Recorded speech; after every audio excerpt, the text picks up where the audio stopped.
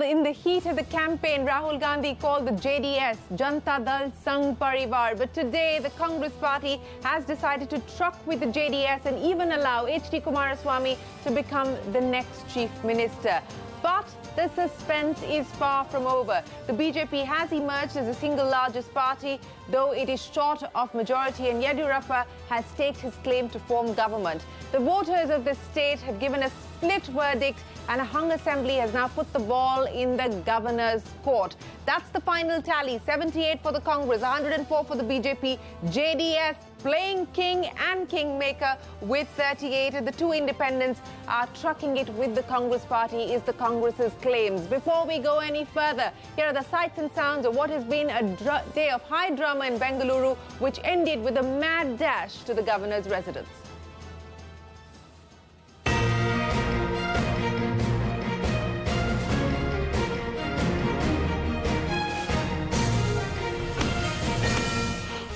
Seems to be our number put together are more than BJP.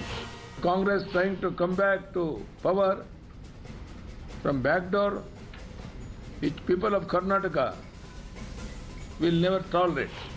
यहाँ पर mandate हमारे favor में है. We will form the government. H.D. Kumaraswamy is going to be the next chief minister of Karnataka. All India Congress Party has taken a decision to support JDS.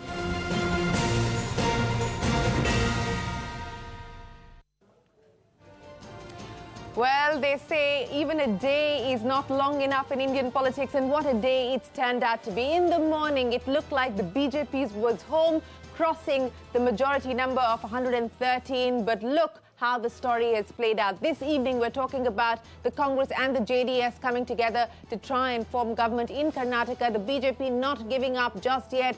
Yediyurappa has also staked claim to form the government in that crucial stage. Joining us now to decode what the electoral result of Karnataka means, with us, Alok Prasanna of Vidhi Centre for Legal Policy, Yatish Rajawat of Local Circles, Shailesh Kumar of Eurasia Group, Yogendra Yadav of Swaraj Abhiyan, and we'll be joined shortly by spokespeople of both the BJP as well as the Congress party. Gentlemen, appreciate you joining us here on the show. Alok, let me come to you now. Let's start with what the options are before the governor. The Congress party has just held a press conference. Randeep Singh Surjewala, the spokesperson of the Congress party, has laid out why, as per the constitution and also as per legal precedent and the precedent in the last three elections, whether it is Goa, Manipur or Meghalaya, why it would be incumbent on the governor to at least consider calling the JDS Congress combined to stake claim. In this regard, there is no absolute hard and fast rule. Now, if you look at what the Supreme Court has said and what has happened in the past, the Supreme Court has never said that between a single party, single largest party and the single largest group, you have to always call the single largest group, but you should never call the single largest party. The reason is because this is a coalition that has, or this, let's say this is a grouping that has been put together post-polls. So we don't know if they have a common platform, that it will even last beyond a couple of days. Could be not. In the past, we have had single largest parties called even when they don't have the ability to prove the majority on the House. So technically, there is no wrong about this. The governor can call either the BJP in the present situation. The BJP, which is the single largest party, he can call upon the BJP to prove its majority on the floor of the House. He would also not be wrong to call the Congress and the JDS to prove the majority on the House, since they have at present said that they are together. Now, let us not make it a clear binary here. So either way, he won't be wrong. Now, what happens next is the important issue. Now we have seen, as per the latest tally, BJP has 104, they're not crossing the halfway mark. Now, will they be able to wean away some support from the JDS and the Congress? We don't know. That's an open question. Anti-defection law is in a very bad state in this country. It is not being enforced properly. But if he calls the Congress and the JDS together, and if they win the floor vote, then we are in the clear. Then the Karnataka gets the government. Absolutely, and it will now all depend on what the governor decides to do. But again, just to go back to the points that have been made by the Congress party on why it is right for the governor to call the JDS and the Congress. In fact, they're also quoting from what Finance Minister Arun Jaitley had said in March of 2017. Mr. Jaitley had then said in a hung assembly, if majority of the elected MLAs form a coalition, and he's talking about a post-poll coalition, which is how the Goa vote played out, the governor would be constitutionally right in inviting the leader of the majority coalition to form the government and prove their majority within a short period. But let's not speculate on that. Let's go across now to Shailesh. Shailesh, I'm not sure if you're necessarily surprised by the fact that it is a hung assembly. I think the BJP has done better than what you were expecting, at least as far as the numbers go. But what does this electoral victory, what does this electoral result mean, so to speak, as far as decision-making is concerned from an economic point of view? So yeah, thank you. We're not surprised at all by the outcome. Hung assembly is something we were forecasting earlier as well. I am a little surprised, as you noted, that the BJP crossed the 100 mark. We were looking for 90 seats for the party. A couple takeaways from this, though. Even if the BJP does not go on to form a government, let's just assume Congress ends up forming a government.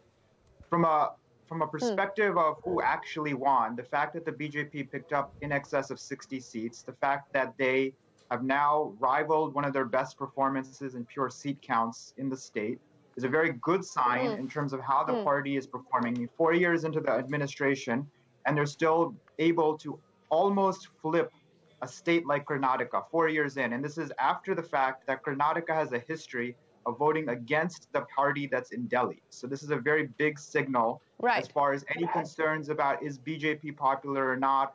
Are they going to make inroads into South India? Where do they stand after Gujarat, for example? I think the answers are pretty clear. They may not win outright, but they did win in many ways. Now, as far as economic policy is concerned, one of our views is that there is absolutely no scope for major reforms until the national election. These types of reforms, or the reforms that India needs, are either disruptive or they're going to cause unnecessary political fights. So regardless of who ends up winning Karnataka in the end, there's no scope for reforms. What could end up happening, or where the benefits are, is whoever can then control, for example, or add more seats to the upper house from Karnataka, that's a benefit. But the thing is, that takes so many years to materialize. Even if BJP forms a government, nothing's going to change this year in the upper house. There's no elections from Karnataka this year. So we're not very optimistic of this having any significant change on economic policy for the year. Okay, you believe that we're unlikely to see any significant decision-making when it comes to matters related to the economy, irrespective of whether the BJP eventually does form a government in the state of Karnataka. But Kiran Mazumdar-Shaw, let me come to you now. You know, yesterday when we were discussing the possibility of a hung assembly, Mohandas Pai, who was on the show, said that as far as corporate India is concerned, that would be the worst. That would be a nightmare scenario. Given what we are seeing play out with the possibility of the Congress and the JDS coming together and H.D. Kumaraswamy taking claim to the chief ministerial position, how are you reading the developments of the day? And the second point that I want to talk about, again, which was part of our discussion yesterday, the sense, and this was again something that Mohan had mentioned on the show, that, you know, the urban voters, especially Bangalore, he said, would go in favor of the BJP because that was the kind of impact he believed the Prime Minister had made in those areas or those constituencies. But that's not necessarily how it's played out. In fact, Bangalore, the Congress has about 13 MLAs. It's won. BJP has won about 11 and the JDS has won 2. So, Kiran, both on the issue of how corporate India views the developments in Karnataka, and B, this business of whether this is or was a vote for Prime Minister Modi and for development. So, Shireen, the way I read it is that, yes, I think, no one wants a hung assembly, and it's not optimal to have this kind of a situation in Karnataka. And, whatever happens, let's just hope that whatever shape and form the coalition finally takes, let's hope that they really focus on what is required for Karnataka, and especially for urban Karnataka, because I think that's been a very, very neglected part of anyone's economic agenda. Secondly, I think if you look at Bangalore, as you rightly said, nothing has changed. So I think the Bangalore voters almost have voted for continuity in some form, saying let's get on with what has been started. But that's not necessarily going to play out depending on what the coalition government, how the coalition government is shaped. The fact is that yes, Congress has been dealt a stunning blow. I think definitely BJP, whether it forms the government or not, has definitely every right to claim moral victory, because it has really, upped the ante. It's got 60 additional seats. So I think from the general election point of view, I think BJP continues to remain a very, very strong and credible force.